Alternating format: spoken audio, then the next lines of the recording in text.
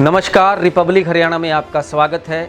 हरियाणा में इन दिनों राजनीतिक घटनाक्रम तेजी से बदल रहा है। हरियाणा की राजनीति का जो पारा है वो लगातार ऊपर चढ़ रहा है। इसकी दो खास वजह हैं।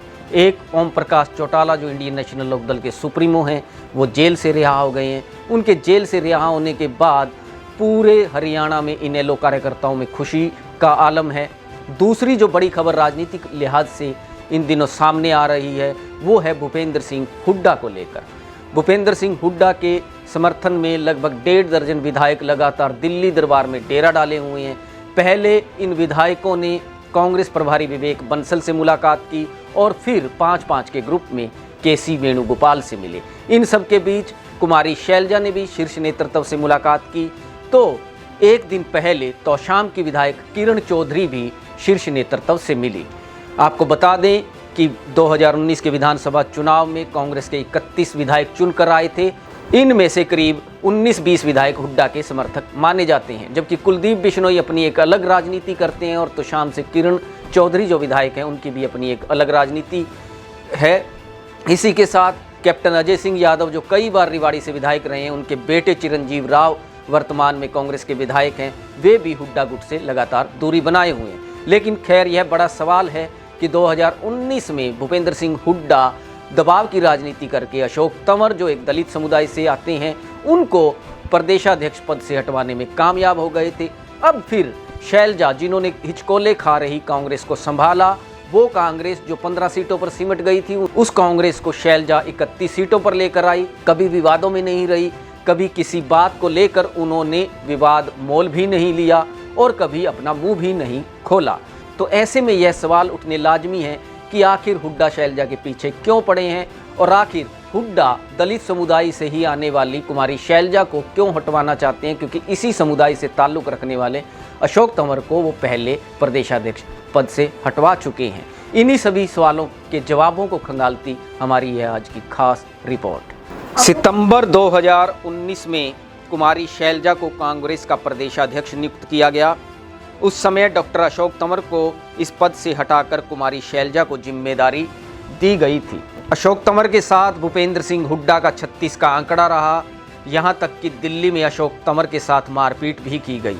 हुड्डा ने उस समय भी दबाव की रणनीति बनाई। कांग्रेस हाईकमान पर दबाव बनवाते हुए उन्होंने अशोक तंवर को अध्यक्ष पद से हटवा दिया था। अब एक बार फिर से हुड्डा उसी रणनीति पर काम कर रहे हैं। विशेष बात यह है कि शैलजा को प्रदेशाध्यक्ष बनाए जाने के कुछ समय बाद ही प्रदेश में विधानसभा के चुनाव हुए। कांग्रेस ने अप्रत्याशित प्रदर्शन करते हुए 28% वोट के साथ 31 सीटों पर जीत दर्ज की। इससे पहले के चुनावों को देखें तो कांग्रेस हाईकमान ने बिना कुछ मांगे हुड्डा को बहुत कुछ दिया। साल 2005 के विधानसभा चुनाव में कांग्रेस ने 90 में से 67 सीटों पर जीत दर्ज की। पूर्व मुख्यमंत्री चौधरी भजनलाल की अगुवाई में कांग्रेस ने 2005 के चुनाव में अपना सर्वश्रेष्ठ प्रदर्शन किया। कांग्रेस हाईकमान ने चौधरी भजनलाल की बजाय भूपेंद्र सिंह हुड्डा को मुख्यमंत्री की कुर्सी पर बिठा दिया। हुड्डा उस समय विधायक भी नहीं थे। साल 2009 के विधानसभा चुनाव में कांग्रेस 67 से 40 के आंकड़े पर पहुंच गई। जोड़ तोड़ से कांग्रेस ने सरकार बना ली। हुड्डा दूसरी बार चीफ मिनिस्टर बन गए। 2014 में तो कांग्रेस 15 सीटों पर सिमट गई और उसे केवल 20% वोट ही मिले। डगमगाती इस कांग्रेस को कुमारी शैलजा ने अपने कुशल नेतृत्व से संभाला। खास बात यह है कि शैलजा कभी विवादों में नहीं रही, सभी विधायकों के साथ समन्वय बरकरार रखा।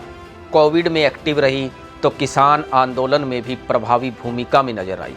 सियासी पंडितों का मानना है कि जब भूपेंद्र सिंह हुड्डा के बेटे दीपेंद्र हुड्डा को राज्यसभा का सदस्य बनाया गया तब भी शैलजा ने अपना मुंह नहीं खोला। खुद शैलजा उस वक्त राज्यसभा की सदस्य थी और एक तरह से उन्होंने दीपेंद्र के लिए ही यह सीट छोड़ी। उन्होंने दीपेंद्र हुड्डा को राज्यसभा का सदस्य बनाए जाने पर बधाई भी दी। खैर, हुड्डा अब कांग्रेस में उसी मोड़ पर खड़े हैं जैसे कभी चौधरी देवीलाल, चौधरी बंसीलाल और चौधरी भजनलाल खड़े थे। चौधरी भजनलाल के लिए तो कांग्रेस में असहज स्थिति हुड्डा ने ही पैदा की। ऐसे में हुड्डा अब दबाव की सियासत के जरिए कांग्रेस में नई संभावना तलाश रहे हैं, पर लगता नहीं कि कांग्रेस हाईकमान अब हुड्डा की दबाव की राजनीति झेलेगा। सियासी पंडित मानते हैं कि कुमारी शैलजा ने हमेशा से ही हाईकमान के आदेशों का पालन किया है और सबको साथ लेकर चली हैं। ऐसा भी माना जा रहा है कि पहले हुड्डा ने दलित समाज से ताल्लुक़ रखने वाले तंवर को हटवाया और अब उसी समाज से आने वाली कुमारी शैलजा को हटवाने के लिए जोर आजमाइश कर रहे हैं। हरियाणा में अनुसूचित समाज के 21% वोट हैं और कुमारी शैलजा इस वक्त इस समाज से सबसे बड़ा राजनीतिक चेहरा हैं। वे 4 बार सांसद और 3 बार केंद्रीय मंत्री रह चुकी हैं। यह भी माना जा रहा है कि कुमारी शैलजा ने कभी भी अनुशासन की लक्ष्मण रेखा को नहीं लांघा, जबकि हुड्डा यह गलती कई बार कर चुके हैं। वे उस G23 ग्रुप के सदस्य हैं जो कांग्रेस के शीर्ष नेतृत्व पर अक्सर सवाल उठाता रहता है। सियासी पंडितों का यह भी मानना है कि हुड्डा अब जिस तरह की राजनीति कर रहे हैं उससे जाहिर होता है कि कहीं वे हाईकमान से ऊपर तो नहीं हो गए हैं। ऐसे में यह लगता नहीं कि कांग्रेस हाईकमान हुड्डा की दबाव की सियासत के आगे झुकेगा। इससे दूसरे राज्यों के नज़रिए से भी गलत संदेश जाएगा। जाहिर है कि कांग्रेस में ऐसे समय में उथल पुथल का आलम जारी है जब इनेलो सुप्रीमो ओम प्रकाश चौटाला जेल से रिहा हो गए हैं और वे एक्टिव मोड में आ गए हैं। यह कहीं न कहीं कांग्रेस हाईकमान के लिए भी चिंता का सबब बना हुआ है और यह भी जाहिर है कि हुड्डा भी छटपटाहट के दौर में है। इसीलिए वे लगातार दबाव की राजनीति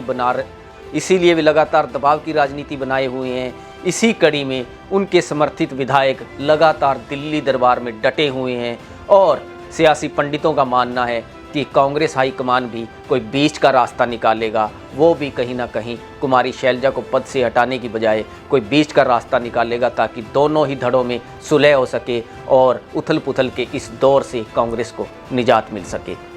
आप देखते रहिए रिपब्लिक हरियाणा। अगर आपने हमारे चैनल रिपब्लिक हरियाणा को सब्सक्राइब नहीं किया है तो हमारे चैनल रिपब्लिक हरियाणा को सब्सक्राइब करें।